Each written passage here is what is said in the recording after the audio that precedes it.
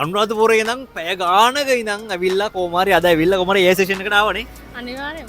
උදේ කියලා නැගිට්ටේ. මං 1:45ට නැගිටලා වැඩ ටිකක් කළා 3යි කාල වෙනකොට බස් එකකට ඇවිල්ලා මෙහෙටත් එනවා 8 වෙනකොට. 8 වෙනකොට එනවා. ඒ කියන්නේ මම හිතන්නේ බැජ් එක කීයද වගේ? මගේ 11 වෙනි බැච් එක. 11 වෙනි බැජ් එකේ ශිෂ්‍යයාවියක් ඉතින් මෙයා ඉගෙන ගන්නවා ටැටු ඉන්ඩස්ට්‍රි ගැන ටැටු එකක් කොහොමද කරන්න කියලා. ඉතින් අද තිබ්බේ AI සෙෂන් එකේදී AI සෙෂන් එක ගැන මොකද හිතන්නේ? ඇත්තටම ලොකු අත්දැකීමක්. මම ඇත්තටම ෆෝන් ගැන එච්චර උනන්දුවක් නැති කෙනෙක්.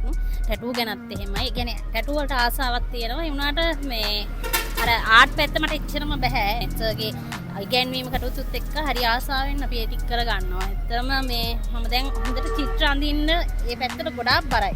දැන් මට මේ අයිබ්‍රෝ එකක් විතරයි එන ගන්න පුළුවන් වෙනවා තිබ්බේ. දැන් ඒ වගේ නෙමෙයි මම ලොකු නිර්මාණ කරනවා.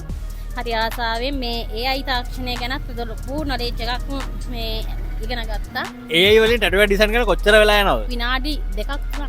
මොකෙන්ද සාමාන්‍යයෙන් ඩිසයින් කරන්නේ? ෆෝන් එකකින්. අන්න එච්චරයි AI ටැටු එකක් ඩිසයින් කරන්න ෆෝන් එක ඇති විනාඩි 5ක්වත් යන්නේ නැහැ. එහෙනම් ඕගොල්ලෝ AI තාක්ෂණයෙන් ටැටු ඉගෙන ගන්න රාමනායක සර් ගාවට එන්න.